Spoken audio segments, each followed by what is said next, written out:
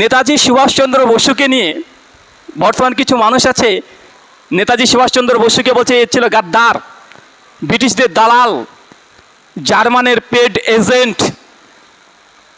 নেতাজি সুভাষচন্দ্র বোস আজাদ হিন্দ ফৌজ তিনি গঠন করেছিলেন।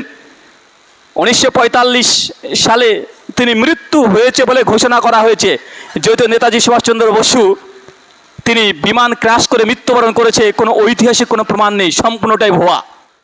বাংলাকে ভাগ করে দুই ভাগে ভাগ করতে হবে। এই বঙ্গভঙ্গতে মুসলমানরা সবচেয়ে বেশি বিরোধিতা করেছিল।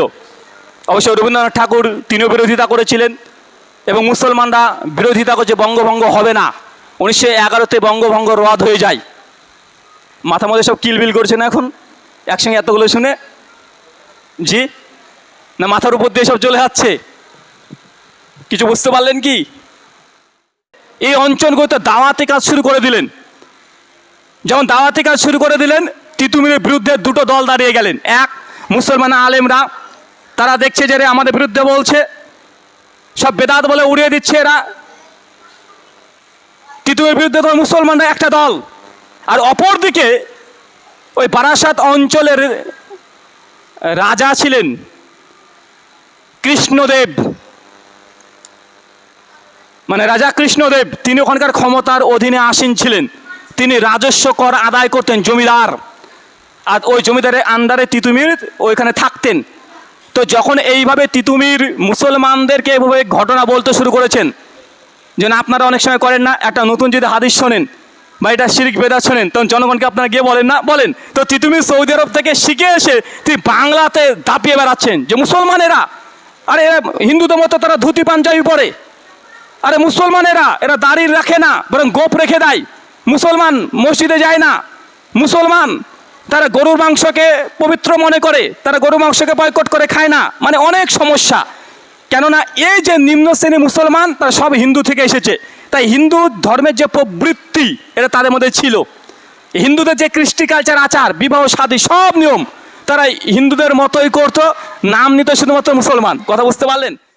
1800 খ্রিস্টাব্দের পরে শুরু হয়ে যায় ওহাবি আন্দোলন। কি আন্দোলন?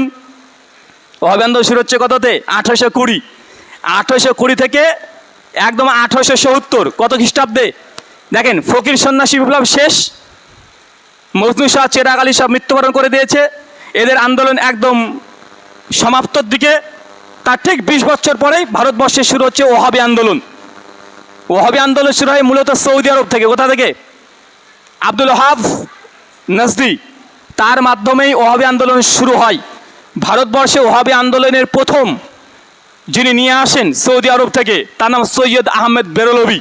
ওই আহমেদ রেজা খান বেরলভি ভাবিয়েন না যেন আবার, মানে আহমেদ রেজা খান বেরলভি হচ্ছে বেদাতি, আর ইনি হচ্ছেন রায়বেরেলির সৈয়দ আহমেদ রেজা, সৈয়দ আহমেদ বেরলভি। ইনি প্রথম ভারতবর্ষে ওহাবি আন্দোলনকে নিয়ে আসেন। ভারতবর্ষে মুসলমানের আন্দোলন, ফকির সন্ন্যাসী বিপ্লব 1 নম্বর, 2 নম্বর ওহাবি আন্দোলন, 3 নম্বর ফারাজি আন্দোলন, 4 নম্বর 1857 ব্রিটিশ বিরোধী আন্দোলন, 5 নম্বর জালিয়ানওয়ালাবাগের হত্যাকাণ্ডে মুসলমানরা অনেক পরিমাণে অংশগ্রহণ করেছে 1919-এ। এরপর 6 নম্বর অসহযোগ আন্দোলন, খিলাফত আন্দোলন 1920-21, মুসলমানরাই সামনে ছিল। আইন অমান্য আন্দোলন, ব্রিটিশ বিরোধী আন্দোলন 1930 থেকে 1934 মুসলমানরাই করেছে। ভারত ছাড়ো আন্দোলন 1942 মুসলমানরাই সামনে থেকে করেছে। আজাদ হিন্দ ফৌজ নেতাজি সুভাষচন্দ্র বোসের এই সংগঠনে মুসলমানরাই অধিকাংশ ছিলেন। নৌবাহিনী আন্দোলন মুসলমানরা ছিলেন 1946। এরপর 1947 ভারতবর্ষ স্বাধীন হয়েছে, আলহামদুলিল্লাহ। সেই মহান সত্তা আল্লাহ সুবহানাহু ওয়া তাআলার জন্য, যিনি আমাদের সৃষ্টি করেছেন, শুধু সৃষ্টি করেননি,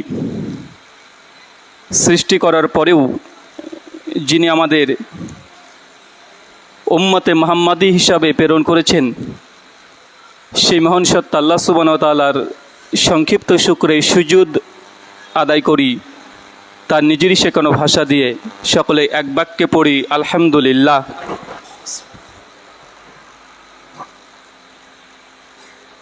সম্মানিত উপস্থিতি, আজকে এই ইসলামী হালাকা প্রত্যেক মাসভিত্তিক যে আলোচনা, আপনারা আগে থেকে অবগত আছেন, নির্দিষ্ট বিষয়ের উপরেই এই মজলিসগুলো হয়ে থাকে এবং বিষয় আগে থেকেই আয়োজক কর্তৃপক্ষ তারাই নির্ধারণ করে দেন। সেই সুবাদেই আজকে যে গুরুত্বপূর্ণ আলোচনার আলোচ্য বিষয় ঘোষণা করা হয়েছে, আলোচ্য বিষয় ভারত স্বাধীনে মুসলিমদের ভূমিকা।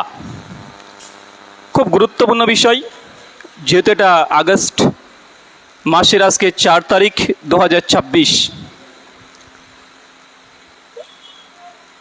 ভারতবর্ষের স্বাধীনে মুসলিমদের ভূমিকা খুব বেশ ভালো মনে পড়ে। সম্ভাব্য 1 বছর আগেই আপনাদের এই মসজিদে আলোচনা করেছিলাম ভারতবর্ষে মুসলিমদের আগমন, ভারতবর্ষে মুসলিম আমরা কিভাবে এসেছি, কোথায় সৌদি আরব আর কোথায় আমাদের মুর্শিদাবাদ বা বঙ্গ, অত দূর প্রায় 7 থেকে 8 হাজার কিলোমিটার, ওইখান থেকে ইসলাম কিভাবে আমাদের কাছ পর্যন্ত এসেছে ধারাবাহিক পর্যায়ে আলোচনা করা হয়েছিল। জানি না আপনাদের কতটা মাথার মধ্যে আছে, তবে আজকের আলোচনা ওটার পরের অংশ থেকে সূচনা হবে। মুসলমানরা এসেছিল 711 খ্রিস্টাব্দে ভারতবর্ষে। মোহাম্মদ বিন কাসেম তিনি প্রথম আসেন 90 হিজরিতে। আল বিদায়া ওয়ান নিহায়া 8ম খণ্ডে 187 নম্বর পৃষ্ঠায় এই আলোচনা ইয়াজিদ বিন মুআবিয়া অধ্যায় আলোচনা করতে গিয়ে এই তথ্যগুলো আনা হয়েছে। তার মানে বোঝা যাচ্ছে প্রায় 711 খ্রিস্টাব্দে ভারতবর্ষে মুসলমানদের প্রথম আগমন। তার আগেও এসেছে, তবে রাষ্ট্রীয়ভাবে বহুলভাবে 711-তে। আজ 712-তে সিন্ধ অঞ্চল তথা বর্তমান অখণ্ড ভারত হিসাব করলে পাকিস্তানের করাচি থেকে 50 কিলোমিটার দূর দেওয়াল বন্দর, ওই জায়গাটা হচ্ছে সিন্ধ। ওই জায়গাতেই মুসলিমরা ফাতা বিজয় অর্জন করে প্রথম। তারপরে দিল্লি সালতানাত 1000 খ্রিস্টাব্দ থেকে শুরু হয়ে যায়। এরপর 1204 খ্রিস্টাব্দ, যেটা ইখতিয়ারউদ্দিন মোহাম্মদ বখতিয়ার খিলজি ভারত বিহার এই অঞ্চলগুলো, আমাদের পশ্চিম বাংলা নদিয়া থেকে একদম বিহার পাটনা ওই অঞ্চল এবং বাংলাদেশের সিলেট, আমাদের এই সাইডের শিলিগুড়ি কুচবিহার বিহার, বাংলাদেশের রাজশাহী বগুড়া নওগাঁ, এক কথায় পূর্ব বাংলা এবং পশ্চিম বাংলা বিহার এবং উড়িষ্যা এই অঞ্চল 1204 খ্রিস্টাব্দে ইখতিয়ারউদ্দিন মোহাম্মদ বখতিয়ার খিলজি তিনি শাসন করেন। এরপর মুঘল সাম্রাজ্য শুরু হয়ে যায়, যাদের ইতিহাস বাবর আকবর শাহজাহান এই নামগুলো বারবার শুনে আসছেন। প্রায় 1500 পর্যন্ত 1757-তে ভারতবর্ষে মুসলিমরা শাসনের ভার হারিয়ে ফেলে। পলাশির যুদ্ধ 1757 খ্রিস্টাব্দ, সিরাজউদ্দৌলাকে পরাস্ত করে ব্রিটিশরা তথা ইংরেজরা গোটা ভারতবর্ষকে, বিশেষ করে আমাদের এই বঙ্গকে তারা দখল করে নেয়। সিরাজউদ্দৌলার পতনেই মুসলিম শাসন ভারতবর্ষের বুক থেকে উৎখাত হয়ে পড়ে যায়। এই 1757 থেকে 1947 প্রায় 190টা বছর এই 190 বছর বলা হয় ব্রিটিশ শাসন, তথা ইংরেজরা এই 190 বছর, মুসলমানরা 1757-তে ক্ষমতাচ্যুত হয়ে গেছে। সিরাজউদ্দৌলার পতন তথা পলাশির যুদ্ধ, নদিয়ার, এই 190 বছর ব্রিটিশরা তারা ভারতবর্ষকে দখল করেছেন, রাজত্ব করেছেন, ইস্ট ইন্ডিয়া কোম্পানি প্রবেশ করেছেন, বিভিন্ন রকমের 190 বছর ইতিহাস আছে। 190 বছরের ইতিহাস 1 ঘন্টাতে বলে কভার করাটা পসিবল না। এটা কি সম্ভব? 190 বছরের ইতিহাস 1 ঘন্টাতে আমরা এখানে আপনাদেরকে বুঝিয়ে দেব, এটা সম্ভব নয়। তারপরেও যৎ সামান্য যেগুলো না বললেই নয়। দ্বিতীয় কথা, কোনো দেশকে স্বাধীন করার জন্য বিশেষ কোনো এক ব্যক্তির কর্তৃত্ব যারা দিয়ে থাকে, এটা ইতিহাসকে বিকৃত করা বলা হয়, যে ওই ব্যক্তি দেশকে স্বাধীন করেছে। যে না, এক ব্যক্তি একটা আন্দোলনের মাধ্যমেই কখনো কোনো রাষ্ট্র, কোনো দেশ স্বাধীন পৃথিবীর ইতিহাসে খুব কম সময়ে হয়েছে। বরং একটা রাষ্ট্রকে, একটা দেশকে স্বাধীন করতে হলে কোনো আন্দোলনমুখী করে বিজয়ের পতাকা উড্ডীন করার জন্য একদিন বা একটা মানুষের দ্বারা সম্ভব হয় না, এবং দীর্ঘদিনের প্রচেষ্টার ফলেই এগুলো সম্ভব হয়ে থাকে। আর ইতিহাস মানুষ যখন লিখেছে, ভারতের ইতিহাস বা পৃথিবীর যে কোনো দেশের ইতিহাস 3 ভাগে লেখা হয়। কয় ভাগে? 3 ভাগে। যেন ভারতের ইতিহাস যদি আমরা বলি, প্রথম কথা, কিছু ঐতিহাসিক আছে যারা দেখানোর চেষ্টা করেছেন, হিন্দুত্ববাদী যারা ঐতিহাসিক, তারা দেখানোর চেষ্টা করেছে যে মুসলমান শাসনের সময়তে ভারতবর্ষে হিন্দুদেরকে প্রচণ্ড অত্যাচার করেছে, জোরপূর্বক হিন্দু ধর্মকে ত্যাগ করতে বাধ্য করেছে, ইসলাম ধর্মে কনভার্ট করেছে, ভারতবর্ষের লাখ লাখ মন্দিরকে ভেঙে তারা মসজিদ করে নিয়েছে। এটা এক শ্রেণীর মানুষ দেখবেন এখন ইতিহাসগুলো আওড়াচ্ছে এবং বলে বেড়াচ্ছে, এবং মুসলিম শাসনকে তারা খুব নিকৃষ্টভাবে তুলে ধরেছে। এতে এক শ্রেণীর ঐতিহাসিকগণ। আর এক শ্রেণীর ঐতিহাসিকগণ আছে যারা মুসলিম দ্বারা প্রভাবিত। তারা ভারতবর্ষের এই 800 বছর মুসলমানরা যে রাজত্ব করেছে, তারা এমনভাবে ইতিহাস লেখার চেষ্টা করেছে যে মুসলমানের এই 800 বছর রাজত্বের মধ্যে মুসলমানদের কোনো দোষ নেই, সব ফেরেশতা। এটা বায়াসড, এটা নিরপেক্ষ ইতিহাস নয়। আর কিছু ঐতিহাসিকগণ আছে যারা দুই পক্ষকে সামনে রেখে একটা সমাধান দেওয়ার চেষ্টা করেছে। না তারা হিন্দুদের পক্ষ নিয়েছে, না তারা মুসলমানের পক্ষ নিয়েছে, তারা দুই পক্ষের আলোচনা থেকে তারা সমাধান দেওয়ার চেষ্টা করেছে। তো অধিকাংশ ক্ষেত্রে আমরা যখন ইতিহাস বলতে যাই, যদি আমি মুসলিম হই, তাহলে আমার মুসলিম যারা আছে, যারা রাজত্ব করেছে, তখন আমরা করি কি, যে তাদেরকে একদম ফেরেশতা বানিয়ে দিই, যে তাদের শাসন মানে একদম খুব সুন্দর শাসন, মানে খিলাফত যখন সৌদি আরবে ছিল যেমন সুন্দর শাসন, ওমর বিন খাত্তাব, আমরা ওরকম দেখানোর চেষ্টা করি। আবার যারা হিন্দুত্ববাদী দ্বারা প্রভাবিত, তারা এমনভাবে ভারতের ইতিহাস মুসলমানদেরকে চিহ্নিতকরণ করে যে মুসলমানদের চাইতে খারাপ মানুষ আর দুনিয়াতে কেউ নাই। তাই এই দুই পক্ষ থেকে বেরিয়ে এসে নিরপেক্ষ ইতিহাস পর্যালোচনা করা খুব কঠিন এবং জটিল বিষয়। আর যেহেতু 1-2 বছর ইতিহাস নয়, 190 বছর তথা 200 বছর প্রায় এই ইতিহাস।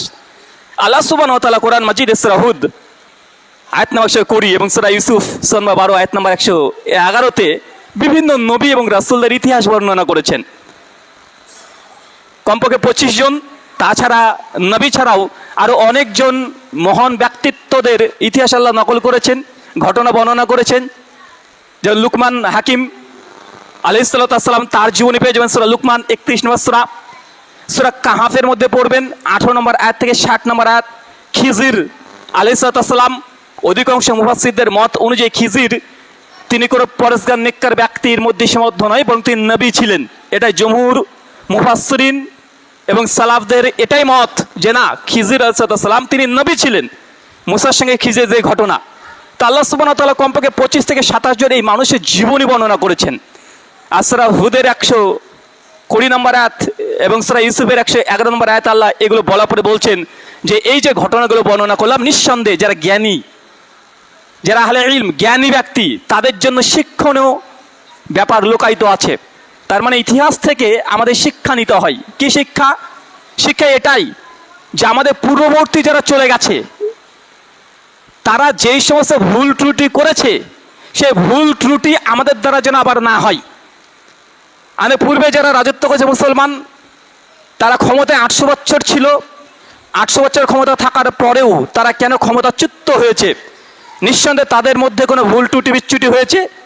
এই ভুল ত্রুটি বিচ্যুতি যেন আমাদেরকে আবার না পেয়ে বসে, এই জন্য ইতিহাস থেকে শিক্ষা নিতে হয়, যেন আবার আমরা দ্বিতীয়বার ওই ভুল না করি। সে বুখারীর হাদিস কিতাবুল ঈমানে আসছে, আল্লাহ নবী বলছেন যে মুমিন কখনো এক গর্তে দুইবার পা দেয় না। তাই আমাদের ভারতীয় মুসলমানের উপরে বর্তমান প্রেক্ষাপটে ইতিহাসকে বিকৃত করে শত শত অভিযোগ উপস্থাপন করা হচ্ছে না, শত শত উপস্থাপন করা হয়। তার জ্বলন্ত দৃষ্টান্ত দেখেন, নেতাজি সুভাষচন্দ্র বসুকে নিয়ে বর্তমান কিছু মানুষ আছে, নেতাজি সুভাষচন্দ্র বসুকে বলছে এ ছিল গাদ্দার, ব্রিটিশদের দালাল, জার্মানের পেড এজেন্ট। নেতাজি সুভাষচন্দ্র বোস আজাদ হিন্দ ফৌজ তিনি গঠন করেছিলেন। 1945 সালে তিনি মৃত্যু হয়েছে বলে ঘোষণা করা হয়েছে, যেহেতু নেতাজি সুভাষচন্দ্র বসু তিনি বিমান ক্র্যাশ করে মৃত্যুবরণ করেছে, কোনো ঐতিহাসিক কোনো প্রমাণ নেই, সম্পূর্ণটাই ভুয়া। ওই বিষয়ে আলোচনা করতে গেলে ঘন্টাব্যাপী সময় লাগবে যে নেতাজিকে আসলে মৃত্যুবরণ করেছিল। তো এতটুকু জেনে রাখেন, নেতাজি মৃত্যু হয়নি। 1945 সালে সেই সময় তো কোনো বিমান ক্র্যাশও হয়নি, বরং সম্পূর্ণ পরিকল্পিতভাবে এই ঘটনাকে তুলে ধরে নেতাজি সুভাষচন্দ্র বসুকে বলা হয়েছে যে তিনি মৃত্যুবরণ করেছে। না, মৃত্যুবরণ করেনি। কোনো এক সময়ে আজাদ হিন্দ ফৌজ নিয়ে যখন আমরা আলোচনা করব, সেই সময় বিষয়টা পরিষ্কার করব। এবং নেতাজি জীবিত ছিলেন। ভারতবর্ষ 1947 স্বাধীন হয়েছে, তিনি নিজের চোখে দেখেছেন, কিন্তু তাকে বাধ্য করা হয়েছিল সে যেন প্রকাশ্যে না আসে। তিনি উত্তরপ্রদেশের একটা গ্রাম, সেই গ্রামে তিনি ছিলেন। পরবর্তী সময়তে তিনি যেন বের হতে না পারে, সরকারের কঠিনভাবে তাকে আবদ্ধ করে রেখে দেওয়া হয়েছিল। কলকাতাতে এসেছিলেন 1963 খ্রিস্টাব্দে, মানে দেশ স্বাধীন হওয়ার পরেও 63-তে কলকাতাতে এসেছিল, মায়াপুর নবদ্বীপে এসেছিল, কলকাতাতে ট্রিটমেন্ট করার জন্য এসেছিল গোপনে গোপনে, আবার তাকে চলে যেতে বাধ্য হয়েছে। তো অনেক ইতিহাস। তো আপনাকে এতটুকু শুধুমাত্র বোঝাচ্ছি যে নেতাজি সুভাষচন্দ্র বোস প্রসঙ্গে প্রত্যেক ছোট ছোট হিন্দু হোক আর মুসলমান হোক, যখন ইতিহাসের বই পড়ে সে তখন চিন্তা করে যে নেতাজি সুভাষচন্দ্র বোসের মতো হব। তার যে চরিত্র, তার যে দেশকে নিয়ে যে চিন্তা ফিকির, প্রত্যেক হিন্দু মুসলমান সন্তান যখন নেতাজিকে পড়ে, নেতাজিকে জানার চেষ্টা করে, তখন মনের ভিতর থেকে একটা শ্রদ্ধা চলে আসে। বাচ্চা বাচ্চা ছেলে দেখে দেখবেন পুলিশের ড্রেস পরে দিলে জিজ্ঞাসা করবেন তুই কি হতে চাস, বলে নেতাজি। বলে কি বলে না, নেতাজি হতে চাই। কিন্তু আজকে সে নেতাজিকে নিয়েও দেখেন তাকে আজকে দেশের গাদ্দার বলা হচ্ছে। তার মানে এতটুকু বুঝে নেন যে ইতিহাসকে বিকৃত করা হয়। মহাত্মা গান্ধীকে দেখবেন অনেকেই আছে বলে দেশের শত্রু মহাত্মা গান্ধী, আর নাথুরাম গডসে যে মহাত্মা গান্ধীকে হত্যা করেছে তাকে মহান নায়ক হিসেবে দেখা হয়। দেখা হচ্ছে কি হচ্ছে না? তারপরে বোঝা যাচ্ছে ইতিহাস, ভারতের ইতিহাসকে বিকৃত করা হয়। তো এইসব মহান বড় বড় হিন্দু নেতাদেরকে নিয়ে যদি স্পষ্ট হয়ে বিকৃত করা হয়, তাহলে মুসলমান শাসন যে 800 বছর হয়েছে তাদেরকে ছেড়ে দিবে? চিন্তা করে দেখেন, নেতাজি তো 1945, মহাত্মা গান্ধী একই সময়, অসহযোগ আন্দোলন, খেলাফত আন্দোলন, জাতীয় কংগ্রেস তৈরি হওয়ার পর বঙ্গভঙ্গ 1905 হয়েছে। তারপরে এই ঘটনাগুলো মাত্র যদি 100 বছর ইতিহাস, 50 বছর ইতিহাসকে যদি বিকৃত করে নায়ককে ভিলেন তৈরি করে দিতে পারে, তো মুসলমানরা আজ থেকে 1000 বছর আগে শাসন করেছে, মুসলমানকে তারা ছেড়ে দেবে মনে করছেন? এটা কখনোই নয়। অতএব ইতিহাসকে বিকৃত করা হয়েছে। চলুন আমরা প্রবেশ করি ভারতবর্ষে মুসলিমদের স্বাধীনতা আন্দোলনে ভূমিকা কি ছিল। এই পয়েন্টটা লক্ষ্য রাখবেন। দেশ স্বাধীন মানেই আমরা মনে করি 1940 থেকে 1947 এই 7 বছরের আন্দোলন, ব্যাপারটা তা নয়। ব্রিটিশ বিরোধী আন্দোলন শুরু হয়েছিল ব্রিটিশরা 1757-তে যখন ইস্ট ইন্ডিয়া কোম্পানি ভারতবর্ষে স্থাপন করে দেয়, সেই সময় থেকেই প্রথম যদি কোনো আন্দোলন হয় ব্রিটিশ বিরোধী, সেটা মুসলমানরা করেছিল। সে আন্দোলনের নাম কি? ফকির এবং সন্ন্যাস আন্দোলন। এটা শুরু হয়েছিল 1763 থেকে 1800 খ্রিস্টাব্দ পর্যন্ত। 1757-তে ব্রিটিশরা দখল করছে, আর 1763-তে ফকির আন্দোলন। যদি আপনারা ইতিহাসের একটু যৎসামান্য পড়েন বা একটু গুগল করে দেখে নেন, ফকির আন্দোলন, সন্ন্যাসী আন্দোলন। এই ফকির সন্ন্যাসী আন্দোলন কি শুধু মুসলমান তা নয়, হিন্দুরাও ছিল এখানে। ফকির বলতে মুসলমানদের মধ্যে যারা সুফিবাদে বিশ্বাসী ছিল। কেন ভারতবর্ষে ইসলামের অধিকাংশ দাওয়াত এসেছে বিকৃতভাবে উপস্থাপন করে ইসলাম, অধিকাংশ। তার জন্য সুফিবাদ ঘরানার যেসব ব্যক্তিরা ছিলেন তাকে ফকির নামে চিহ্নিতকরণ করা হতো। যারা বৈরাগ্য মানে পরিবারকে ছেড়ে দিয়ে সে ধর্ম পালন করতে হয়েছে ফকির। সন্ন্যাস কারা? সন্ন্যাস হিন্দুদের মধ্যে যারা বৈরাগ্য, যারা বিবাহ শাদী করতো না, ধর্মের জন্য এক জায়গা থেকে আরেক জায়গায় শুধু ছুটে বেড়াতো। এই আন্দোলন হয়েছিল 1763-তে শুরু আর 1800 খ্রিস্টাব্দের শেষ। তাহলে ভারতবর্ষে ব্রিটিশ বিরোধী আন্দোলন 1940 থেকে কেউ যদি ইতিহাস আপনাকে পড়ায়, এটা বিকৃত ইতিহাস নয়, 100% বিকৃত ইতিহাস। বরং 1763 ফকির সন্ন্যাসী আন্দোলন হিন্দু মুসলমানের জোটে প্রথম আন্দোলন হয়েছিল। দ্বিতীয় স্টেপ 1800 শতকের শেষ, ফকির সন্ন্যাসী বিদ্রোহ।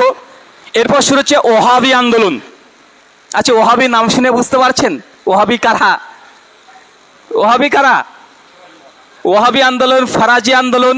তার মানে এখান থেকে এটা বোঝা যায় যারা আহলুল হাদিসদেরকে বলে যে এরা ইংরেজের দালাল, এরা ব্রিটিশদের দালালি করেছে, এটা যে জ্বলন্ত মিথ্যা কথা।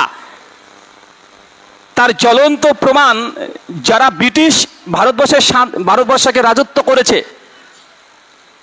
তারাই বই লিখেছেন। উইলিয়াম হান্টার ইন্ডিয়ান হিস্ট্রি, তার বইয়ে পরিষ্কার হয়ে লিখে দিয়েছে ওহাবি এরা ভারতবর্ষে যারা মুসলমান ওহাবি এরা হচ্ছে ব্রিটিশদের চোখে সবচেয়ে বড় শত্রু ছিল। তো ওহাবি আন্দোলন শুরু হচ্ছে 1820 আর শেষ হচ্ছে 1877। এর মধ্যে চলে আসছে ওহাবি আন্দোলন, ফারাজি আন্দোলন। শুধু মুসলমানরা ভারতবর্ষে স্বাধীনতা আন্দোলন করেছে এটা তো সত্য কথা, এবং এখান থেকে আহলে হাদিসরা যে আন্দোলনে ছিল ব্রিটিশ বিরোধী আন্দোলনে তার জ্বলন্ত প্রমাণ। তাই একসঙ্গে মানে এক ঢিলে দুই পাখি। যেন অমুসলমানরা বলে মুসলমানরা স্বাধীনতা আন্দোলনে কিছু করেনি, ওহাবি আন্দোলন তার জ্বলন্ত প্রমাণ যে না কিছু করেছে। দুই, যেসব মুসলমানরা আহলে হাদিসকে অভিযোগ করে বলে যে তোমরা কিছুই করনি, হচ্ছে ওহাবি আন্দোলন, ফারাজি আন্দোলন। ফারাজি মানে কি? ফারাজি হাজি শরীয়তুল্লাহ, তিনি এই আন্দোলন তৈরি করেছিলেন। হাজি শরীয়তুল্লাহ ওহাবি আন্দোলনের ফারাজি আন্দোলনের নেতা। আর ওহাবি আন্দোলনের নেতাকে আব্দুল ওহাব নাজদি। এটা তো নিঃসন্দেহে বলে দিতে হবে না এরা কারা। তৃতীয় স্টেপ ব্রিটিশ বিরোধী আন্দোলন 1857-তে মুসলমানরা করেছিল। চতুর্থ জালিয়ানওয়ালাবাগের হত্যাকাণ্ড, এটা হয় 1919 খ্রিস্টাব্দে, মুসলমানরা সামনে থেকে নেতৃত্ব দিয়েছে। পঞ্চম অসহযোগ আন্দোলন মানে খিলাফত আন্দোলন, তার আরেকটা নাম 1920 থেকে 1921। নাম শুনে বুঝতে পারছেন খিলাফত আন্দোলন কারা করবে? অসহযোগ এবং খিলাফত আন্দোলন। খিলাফত শব্দ কারা ব্যবহার করে? মুসলমানরাই। এখনো ভারতবর্ষের ইতিহাসে পড়ানো হয় খিলাফত আন্দোলন 1920 থেকে 1921, মুসলমানরা সামনে থেকে নেতৃত্ব দিয়েছে। 6 নম্বর আইন অমান্য আন্দোলন, মানে ব্রিটিশরা যে আইন তৈরি করেছিল সেই আইন অমান্য, মুসলমানরা মানতে নারাজ না, তারা এই আইন তাদের মানবে না। এটা হয়েছিল 1930 থেকে 1934। মুসলমানরা বিরোধিতা এবং প্রতিবাদ করে রাস্তায় নেমেছিল ব্রিটিশদের বিরুদ্ধে। 7 নম্বর ভারত ছাড়ো আন্দোলন, মানে ব্রিটিশদেরকে ভারত ছাড়তে হবে। এটা হয়েছিল 1942 খ্রিস্টাব্দে, মুসলমানরা সামনে থেকে লড়াই করেছে।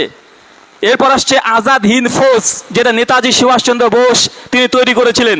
নেতাজি সুভাষচন্দ্র বোসের যারা সংগ্রামী নেতা ছিল সে নেতার তালিকা একবার দেখবেন কত পার্সেন্ট মুসলমান ছিল।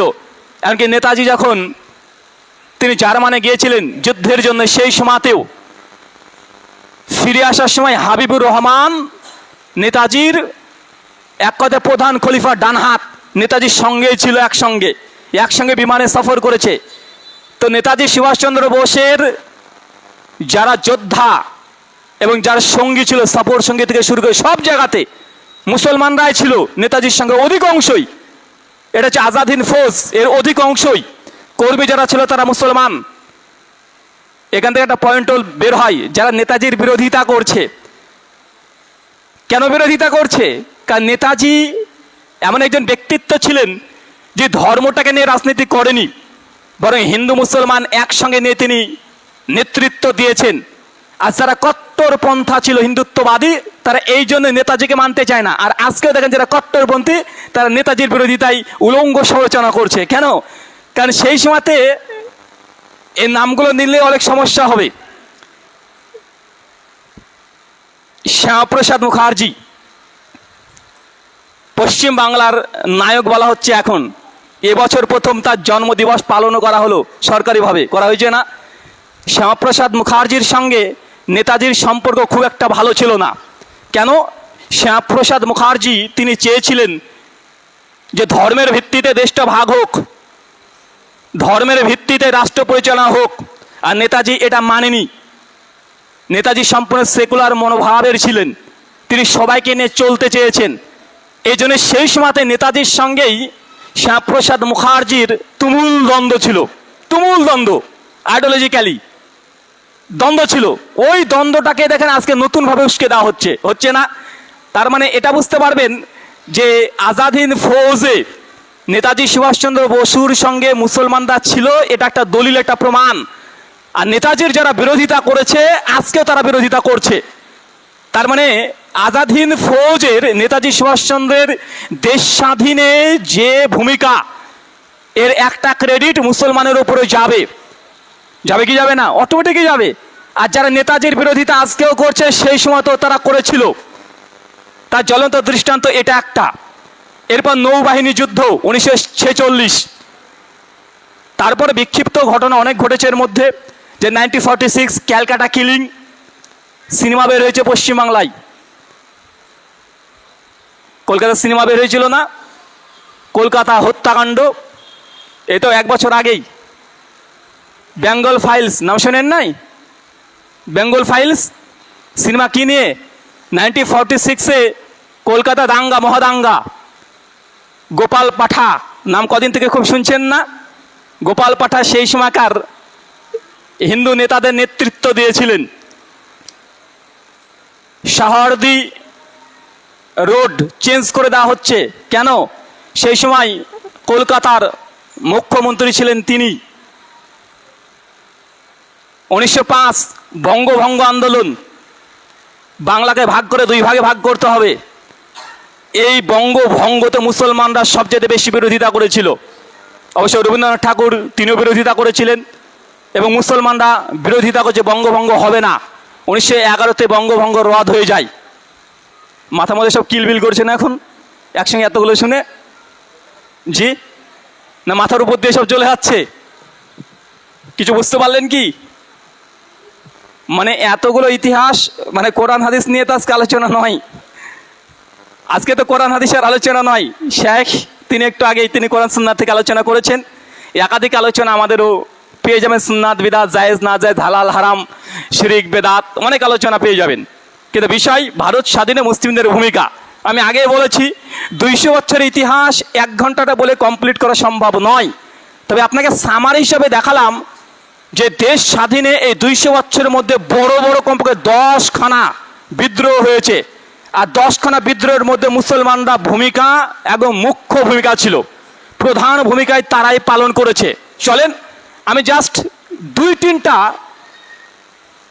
ব্রিটিশ বিরোধী আন্দোলনের যে মুসলমানরা ছিল 2-3টা আপনাদের সামনে উল্লেখ করব, যেন আপনাদের বুঝতে এবং জানতে একটু সুবিধা হয়। প্রথম হচ্ছে ফকির এবং সন্ন্যাসী বিদ্রোহ, যেটা শুরু হয়েছিল।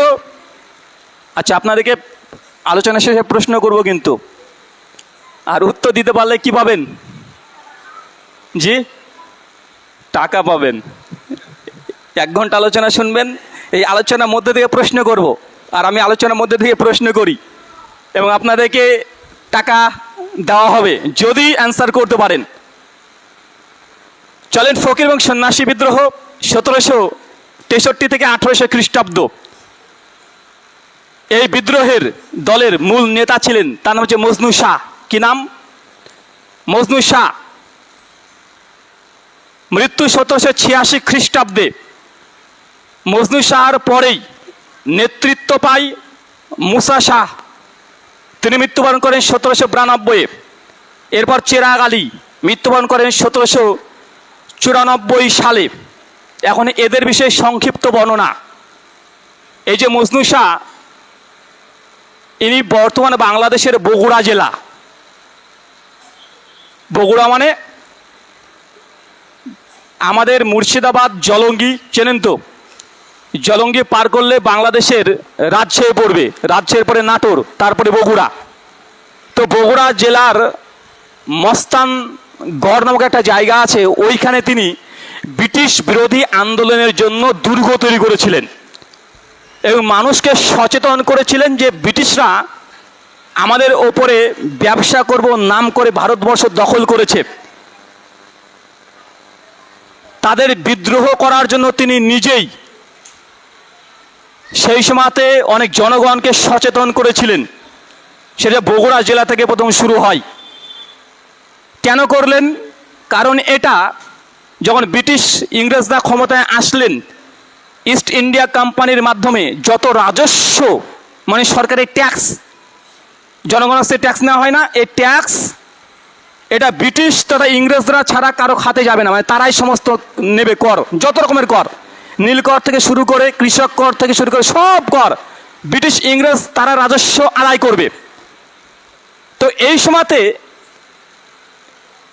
ফকির এবং সন্ন্যাস এই দুই গোত্র তার জনগণের কাছ থেকে কিছু ট্যাক্স পেত, মানে জনগণ থেকে খুশি মনে টাকা দিত, এখনো দেয় না, পীর সাহেবকে টাকা দেয়।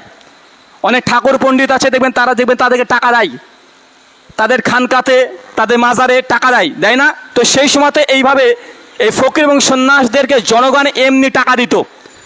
জমিতে ফসল উঠেছে তার 1% এই ফকির সন্ন্যাসীদেরকে দিত, মুসলমানরা মুসলমানদেরকে দিত, হিন্দুরা হিন্দুদেরকে দিত। কিন্তু যখন ব্রিটিশ ক্ষমতায় চলে আসলে তখন এটা নিষিদ্ধ ঘোষণা করে দিলেন যে না, এই ফকির সন্ন্যাসকে কোনো ট্যাক্স দেওয়া যাবে না, জমির কোনো খাজনা তাদেরকে দেওয়া যাবে না, যত খাজনা সব ব্রিটিশ ইংরেজদেরকে দিতে হবে। একসঙ্গে ফকির খানকার যতগুলো মাজার বা বিভিন্ন রকমের যে ধর্ম প্রতিষ্ঠান শিবিরগুলো ছিল, ব্রিটিশরা বন্ধ করে দেওয়ার জন্য ঘোষণা করলো যে এগুলো চলবে না, আর যদি চলে তাই আমাদেরকে ট্যাক্স দিতে হবে। একসঙ্গে যদি 10 জন 20 জন 40 জন ফকির সন্ন্যাসী রাস্তাতে ঘুরে বেরিয়েছে, প্রতিবন্ধকতা সৃষ্টি করছে, না একসঙ্গে চলতে দেবে না।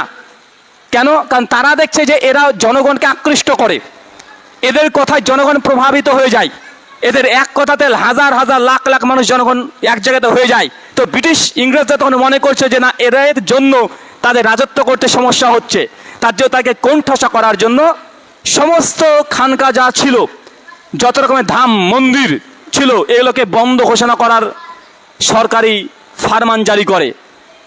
তখনই ফকির এবং সন্ন্যাসী তারা একজোট হয়ে ব্রিটিশদের বিরুদ্ধে তারা আন্দোলনমুখী হয়ে যায়, কারণ কিছু করার নেই, তারা আন্দোলন করতে বাধ্য হয়ে যায়। এই সময়তে তারা ব্রিটিশরা এই পরিস্থিতিতে এখন কর অধিক পরিমাণে দিতে শুরু করে দেয়, অধিক পরিমাণে কর, জমির কর বেশি, নীল কর, সমস্ত কর তারা অধিক পরিমাণে দিতে শুরু করে দেয়। যারা কৃষক মানুষ তখন তাদের এই কর দেওয়া তাদের দ্বারা ফসল সম্ভব হচ্ছিল না। আর যারা দিতে পারে না, একটা ঘটনা সেটা ঢাকাতে হয়েছিল 1763 খ্রিস্টাব্দে। ঢাকায় একজন কৃষক কর দিতে না পারার কারণে তার আঙ্গুলটাকে কেটে দিয়েছিল। যারা ব্রিটিশের কর আদায় করতো তারা, তখন মজনু শাহ এবং তার দলবল ওই ব্রিটিশ ক্যাম্পে গভীর রাত্রিতে গিয়ে অতর্কিত হামলা করে ব্রিটিশদেরকে পরাজিত করে দেয় এবং তাদের যত অর্থ টাকা পয়সা ছিল সবগুলোকে তারা মানে নিয়ে চলে আসে, ছিনতাই করে। এই জন্য ব্রিটিশরা তাদের ইতিহাসের বই তারা আবার লিখেছে কি জানেন, যে এই মজনু শাহ ফকির এবং সন্ন্যাসী এরা ছিল ডাকাত, মানে তাদেরকে ডাকাত নামে চিনত। কেন? কারণ এদের কাজ ছিল ব্রিটিশদের বিভিন্ন শিবির যেগুলো ছিল সেই শিবিরে আক্রমণ করা, সেগুলো লুটপাট করে নিয়ে গরিব কৃষক মানুষকে দিয়ে দেওয়া। মানে ফকির সন্ন্যাসী দুইজন হিন্দু মুসলমান একজোট হয়ে তারা আক্রমণ করতো। দেখছি এখানে ব্রিটিশদের ক্যাম্প, রাত্রেবেলা গভীর রাত্রি থেকে আক্রমণ করতো, আক্রমণ করে টাকা পয়সা সম্পত্তি যা ছিল অস্ত্র সব নিয়ে চলে আসতো আর কৃষকদের মধ্যে বন্টন করে দিত। এই যে ব্রিটিশরা এদেরকে বলে এরা হচ্ছে ডাকাত ছিল, এরা হচ্ছে দস্যু ছিল। তো এইভাবে প্রথম শুরু হয় 1763 এবং 64-তে ঢাকাতে। যখন এই ঘটনা ঘটে ব্রিটিশরা তত সহজে ছেড়ে দেবে না, তারাও সচেতন হয়ে গেল যে না, এখন এদেরকে একটা সাইজ করতে হবে। এরপর 1766 সাল রংপুর বিভাগ, বাংলাদেশ, আমি এখন বাংলাদেশ বলছি তাই, কিন্তু সেই সময় বাংলাদেশ বলে কিছু ছিল নাকি? সবই ভারত, সবই বঙ্গ। তো বর্তমান বাংলাদেশে রংপুর দিনাজপুর পাশাপাশি, মানে আমাদের এই দিনাজপুর, তারপরেই এই সাইডে রংপুর পড়ছে। তো রংপুর জেলাতে মজনু শাহ তিনি ক্যাম্প তৈরি করেন, সেখানে খানকা তৈরি করেন, জনগণকে একত্রিত করেন, আন্দোলনমুখী করেন ব্রিটিশদের বিরুদ্ধে আন্দোলন করার জন্য। তো হঠাৎ করে এই ক্যাম্পে আক্রমণ করে ব্রিটিশরা। তো মজনু শাহ সেই সময় সচেতন না থাকার কারণে সঙ্গ পঙ্গ নিয়ে তিনি রংপুর ত্যাগ করে চলে যান ময়মনসিংহ, মানে বাংলাদেশের আর একটা অঞ্চলে, ওখানে চলে যান। ওখানে ব্রিটিশরা তার পেছন পেছন অত দূর চলে যায়। এরপর তিনি চলে আসেন আমাদের বিহারে। 1 বছর তিনি সময় কাটিয়েছেন 1768 পর্যন্ত। ওখান থেকে নতুনভাবে আবার সৈন্য গঠন করে 1769-এ তিনি আমাদের দিনাজপুর, এই যে আমাদের দিনাজপুর আছে না, দিনাজপুর থেকে তিনি আবার নতুন করে আন্দোলন শুরু করে দেয়। আন্দোলন শুরু করে দিয়ে বিভিন্ন জায়গাতে জনগণকে উদ্বুদ্ধ করে এবং মাঝে মধ্যে ব্রিটিশদের সঙ্গে লড়াই, মাঝে মধ্যেই। তবে এখানে একটু লক্ষণীয় যে মুসলমানরা যে আন্দোলন করেছে এটা বৃহৎ আকারে নয়, এটা বৃহৎ আকারে হয়েছিল না। কেন এই সর্বোচ্চ ফকির আন্দোলনে যোগ দিয়েছে 50,000, কতজন? 50,000 মানুষ। কেউ বগুড়াতে আন্দোলন করছে, কেউ আমাদের দিনাজপুর, কেউ শিলিগুড়ি, মানে তারা বিক্ষিপ্তভাবে আন্দোলন করেছে। তাই ব্রিটিশকে উৎখাত করতে তারা পারেনি। আর তাদের উদ্দেশ্য এটা ছিল না যে ব্রিটিশকে সম্পূর্ণ উৎখাত করবে, বরং তাদের উদ্দেশ্য এটা ছিল যে ব্রিটিশরা কৃষকদের উপরে যে নির্যাতন করছে, নিচু শ্রেণীর মানুষের উপরে যে করের নামে নির্যাতন করছে, এটাকে প্রতিরোধ করা এবং ব্রিটিশদের বিভিন্ন আইনের বিরোধিতা করা। এইভাবে আস্তে আস্তে আস্তে আস্তে কাজ শুরু হয়ে যায়, আন্দোলন বেগবান হতে শুরু করে দেয়। দলে দলে হিন্দু মুসলমান সবাই এই ফকির সন্ন্যাসী বিদ্রোহে যোগ দেয়। শুধু হিন্দু মুসলমান সবাই নয়, এবং যারা কৃষক শ্রেণী তারাও যোগ দিয়ে দেয় এদের সঙ্গে। আস্তে আস্তে তাদের সংগঠন অনেক বড় হতে শুরু করে দেয়। 1776 সাল যখন ব্রিটিশরা দেখছে যে না, সবাই তো দলবদ্ধ হয়ে তাদের সঙ্গে আক্রমণ করছে, তখন তারা ফারমান ঘোষণা করে দিয়েছে, যারা মজনু শাহের সঙ্গে চলাচল করবে যদি ধরা পড়ে তাহলে সেই ব্যক্তিকে হত্যা করা হবে, মৃত্যুদণ্ড দেওয়া হবে। যখন এই ফরমান জারি করে দেওয়া হয়েছে আর কিছু মানুষকে ধরে প্রকাশ্যে জনগণের সামনে হত্যা করে দিয়েছে, তখন মানুষ অটোমেটিক ভয় পেয়ে এই ফকির সন্ন্যাসী আন্দোলন থেকে মানে মুখ ফিরিয়ে নিয়েছে ভয়ে। কারণ সকলেই তো পরিবার আছে, কারণ যদি দেখে যে আপনি ওর সঙ্গে চলছেন, আপনাকে ধরা পড়লেই আপনাকে হত্যা করে দেওয়া হবে, ভাই আপনি চলবেন তার সঙ্গে। মানে এই কারণে ফকির সন্ন্যাসী বিপ্লব আস্তে আস্তে আস্তে আস্তে কমতে শুরু করে দেয়। হঠাৎ করে 1781-তে আবার নতুন করে বেগবান হয়ে যায়। এই আন্দোলন আরো বড় আকার ধারণ করে। অনেক ঘটনা আছে, প্রত্যেক ঘটনা বলা যাবে না। এরপর 1784 সাল ব্রিটিশদের সঙ্গে মজনু শাহ সরাসরি সম্মুখে রংপুরে যুদ্ধ শুরু হয়। 1786 যুদ্ধে তিনি মৃত্যুবরণ করেন। এরপর ক্ষমতায় আসেন মজনু শাহ। 1786-র পরে তিনি 5 বছর রাজত্ব করেছেন। এইভাবে ফকির সন্ন্যাসী বিপ্লব 1800 খ্রিস্টাব্দে সমাপ্ত হয়ে যায়। কত খ্রিস্টাব্দে? 1800, মাত্র 39 বছর তারা আন্দোলন করেছে ব্রিটিশদের বিরুদ্ধে। তার মানে 1763 থেকে 1800, 39 বছর। কত বছর? 39 বছর। এই আন্দোলনের নেতা জি 37 বছর। তার মানে এই আন্দোলনে মুসলমানরা যে প্রকাশ্যে লড়াই করেছে তার জ্বলন্ত প্রমাণ। ফকির নাম শুনলে আপনি বুঝতে পারছেন। দ্বিতীয়ত 1800 খ্রিস্টাব্দের পরে শুরু হয়ে যায় ওহাবি আন্দোলন। কি আন্দোলন? ওহাবি আন্দোলন শুরু হচ্ছে কততে? 1820। 1820 থেকে একদম 1870 কত খ্রিস্টাব্দে?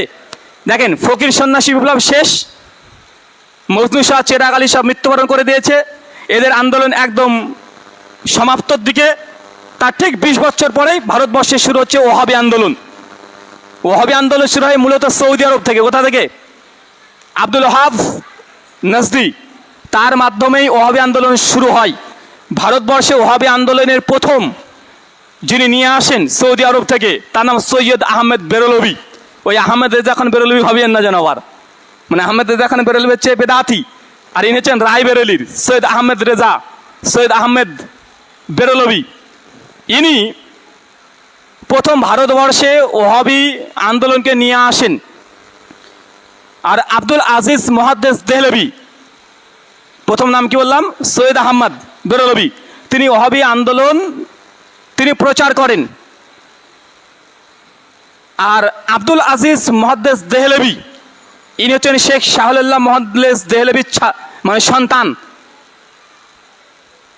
তিনার কাছে তখন ভাব শিষ্য হয়।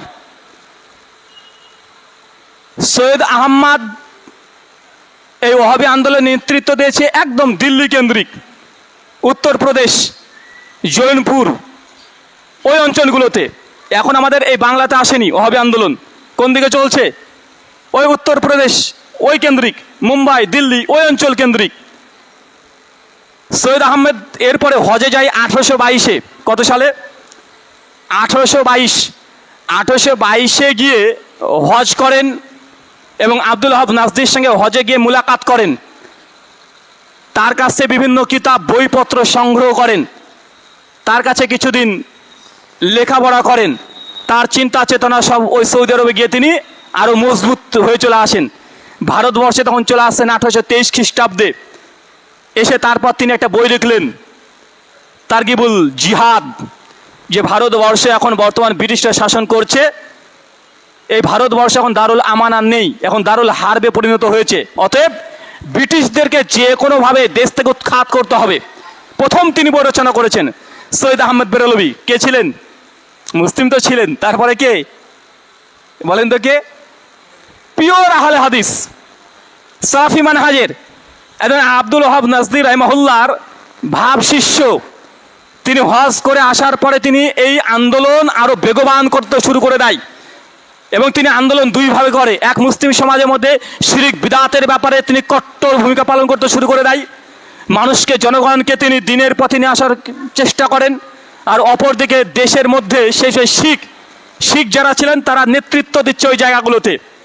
শিখদের সঙ্গে যুদ্ধ 1831 সাল বালাকাটের যুদ্ধে, তখন তিনি মৃত্যুবরণ করে। কত খ্রিস্টাব্দে?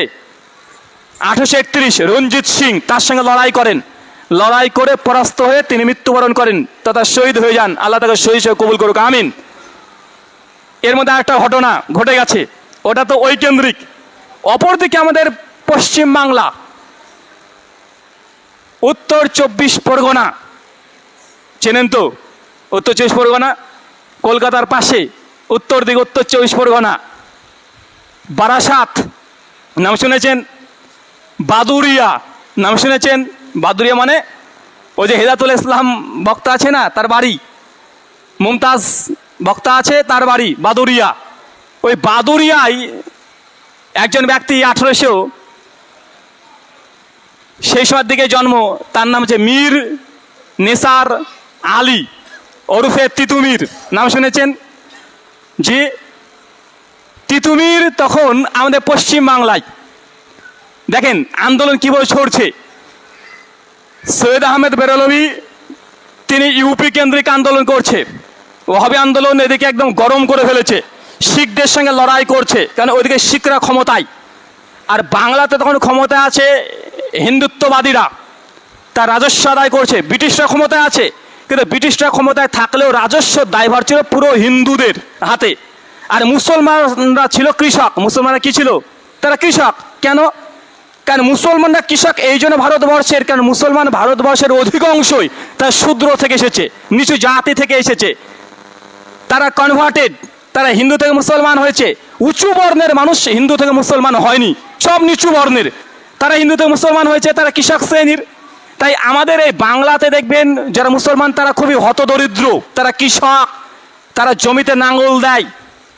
আর হিন্দুরা ছিল অধিকাংশেই তারা জমির মালিক, জমিদার। নেতা রবীন্দ্রনাথ ঠাকুরের বাবা তাদের বংশধর সব জমিদার। আর মুসলমানরা কি চাষা বলা হতো মুসলমানকে, বলে না চাষা, মুসলমানকে জবন। কেন? কারণ তারা হচ্ছে এই কৃষক। তো আমাদের পশ্চিমবাংলার এই অঞ্চলগুলোতে মুসলমানরা হচ্ছে কৃষক, দরিদ্র, আর জমিদার হচ্ছে হিন্দুরা, আর ক্ষমতায় আছে ইংরেজ। এদিকে চলছে এইভাবে অন্যায়, অত্যাচার, নির্যাতন। মীর নিসার আলী তিতুমির তখন তার এই সময়তে জন্ম 1781।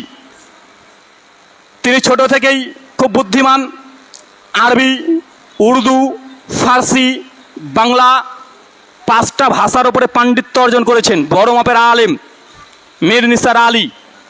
তার নাম তিতুমির কেন? একটা ইতিহাস পাওয়া যায়, সত্য মিথ্যা ঘটনা দেখিনি, বিভিন্ন লেখক লিখেছেন ইতিহাসের বইয়ে।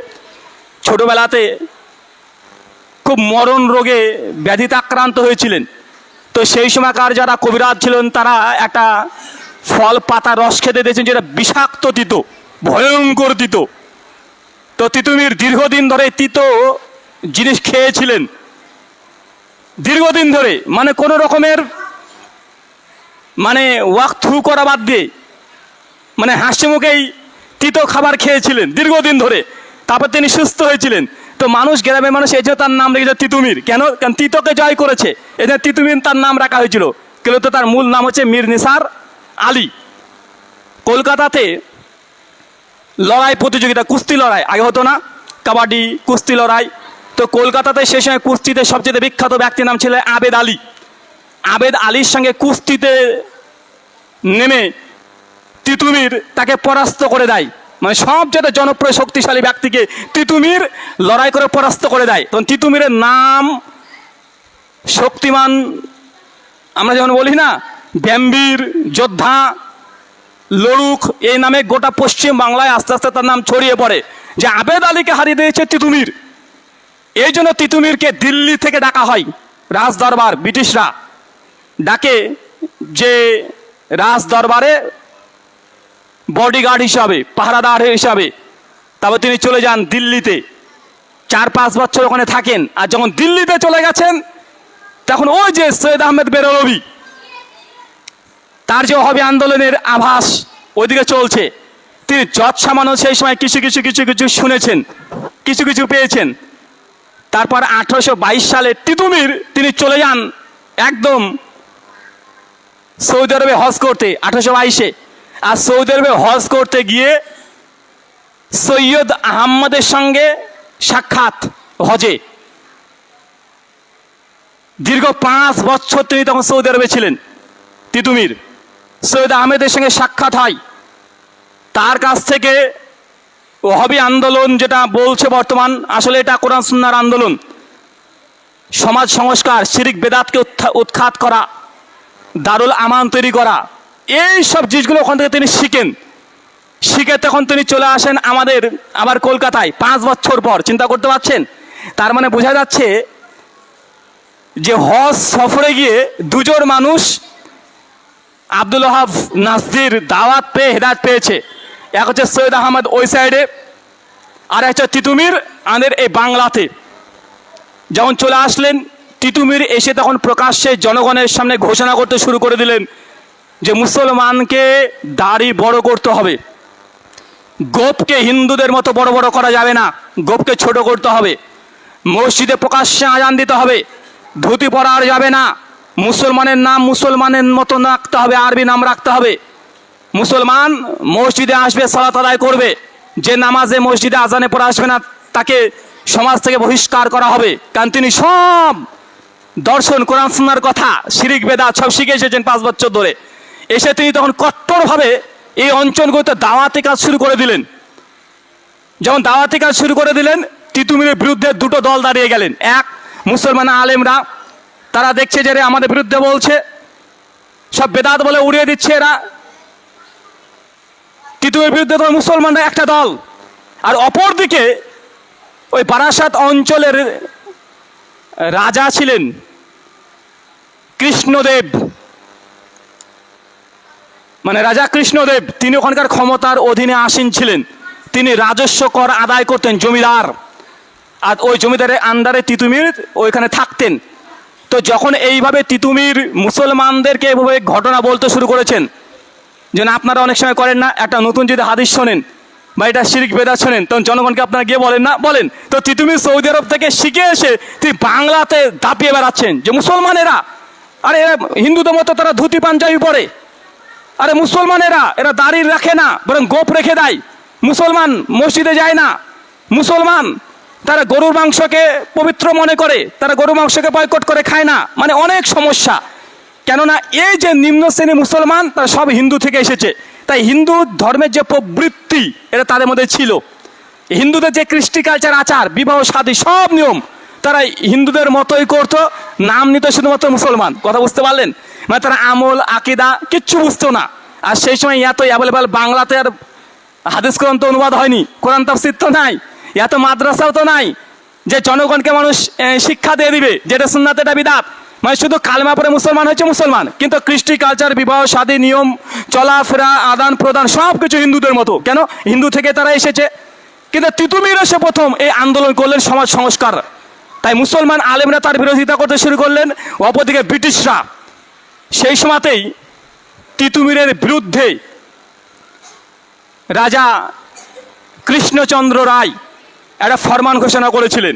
ফরমানে কি দেখেন, আমি সম্পূর্ণ সেই ফরমানে কয়েকটা লাইন পড়ছি। প্রথম কথা, যারা তিতুমিরের শিষ্যত্ব গ্রহণ করিয়া ওহাবি হইবে, দাড়ি রাখিবে, গোঁফ ছাটিবে, তাহাদের প্রত্যেককে ফি দাড়িয়া ওপর 2.5 টাকা ও গোফের ওপরে 5 টাকা শিকা খাজনা দিতে হবে।